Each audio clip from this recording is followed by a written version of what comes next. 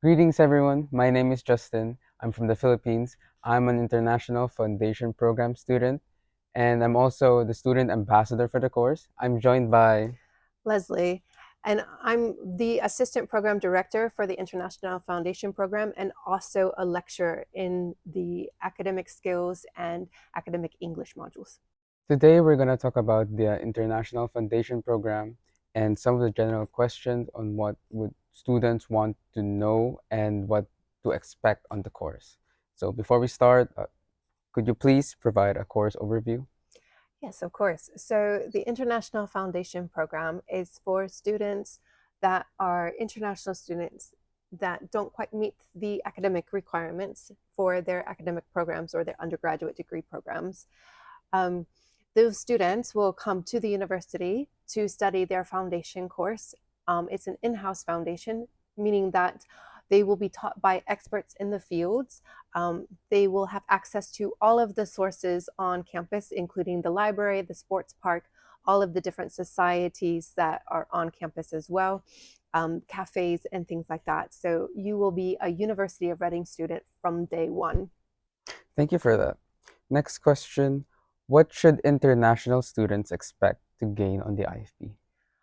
I think the biggest thing that international students can expect to gain are the skills required to study undergraduate studies here in the UK. Students might think that I've been to school, I've just finished high school, but coming to study in a different culture is completely different than studying back home. So, and I think that's one of the biggest skills that they'll learn is studying in the UK.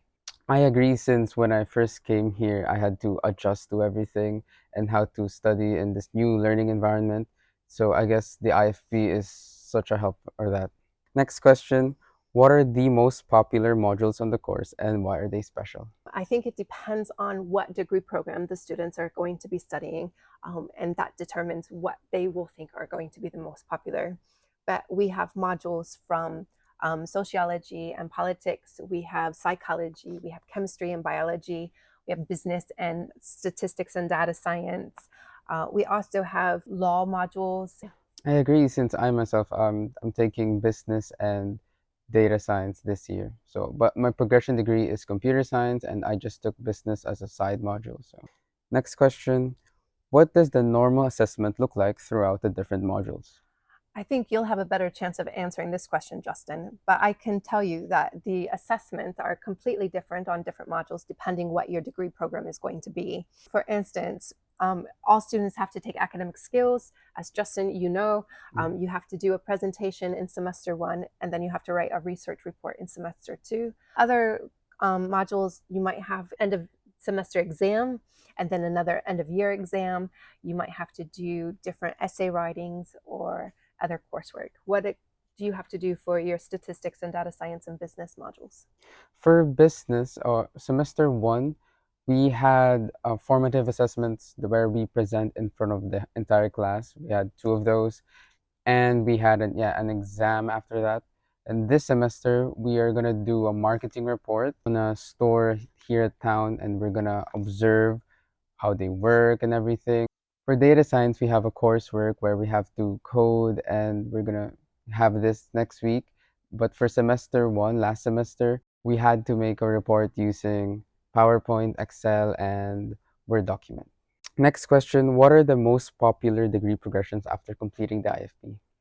Oh, that's a very good question as well. International students can come and study on the foundation program, and they can study whatever degree program that they want to study.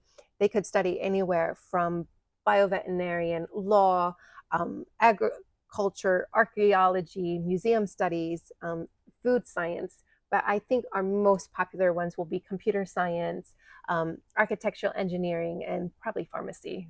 Yeah, in my experience, I've seen a lot of students progressing to computer science next year, and also a lot of architectural engineering students this year.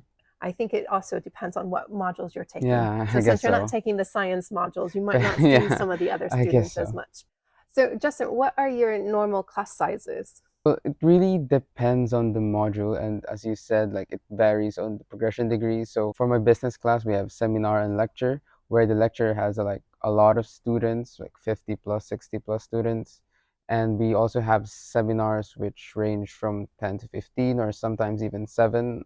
Back in semester 1, I had a 7 student seminar for business. And for, I guess, my other modules, it's quite the same, 10 to 15 for seminars, then lectures, yeah, big lectures. I agree. There are some modules that might require lectures that are 150 students, 200 students, but most of our modules do have a component where you'll have a seminar or a lab that will be smaller class sizes. That could be anywhere from 10 to 15 students normally. Next question, what type of extracurricular activities are there in the course? That's a good question as well. Students that come here to study on the International Foundation Program have the access to everything available to all undergraduate students here at the University of Reading. But we also have special English conversation cafes that will meet right here in the Global Study Lounge. And it's a place where international students can get together, speak English with others, practice their English, and do small activities at the same time, including playing games or different crafts and things like that. That sounds really interesting. I should really come there sometimes. You should. So, Justin, going back to some of your modules that you're taking, do you do any practical or lab work in them? Yes, for data science, I've had computer lab sessions about using PowerPoint, Excel, and Word document. While in this semester, we're going to be doing coding, and we're going to code using the R language, and it's going to be about using it to analyze statistics and data. For business, we're going to have a final project about analyzing the market, and we're going to go to town, visit stores, and we're going to analyze how many people go there, what do they sell, what products are most popular, and yeah, it's all part of the course. Those sounds like some very interesting assessments that you have in those modules. I also know that students that are studying chemistry or biology science modules will have individual labs that they go to where they have hands-on experience doing different experiments within those modules.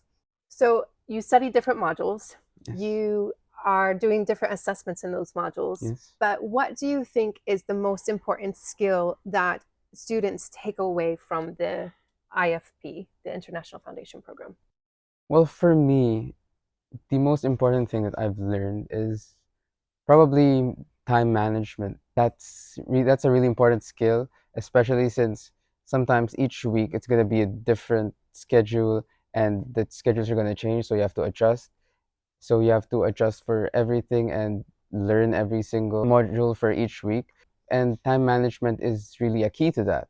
And one other thing that I've learned to make friends and to be more social and to be more out there. And yeah, that's basically it for me. Good. Have you enjoyed your time studying on Yes, the I've international? definitely enjoyed my time here. Good. I'm glad you've enjoyed it. Thank you, Miss Leslie, for joining me, and thank you to all the viewers here. And I hope you learned something new. Thank you, Justin, as well. Thank you. And thank you. We hope to see you at the University of Reading in the near future.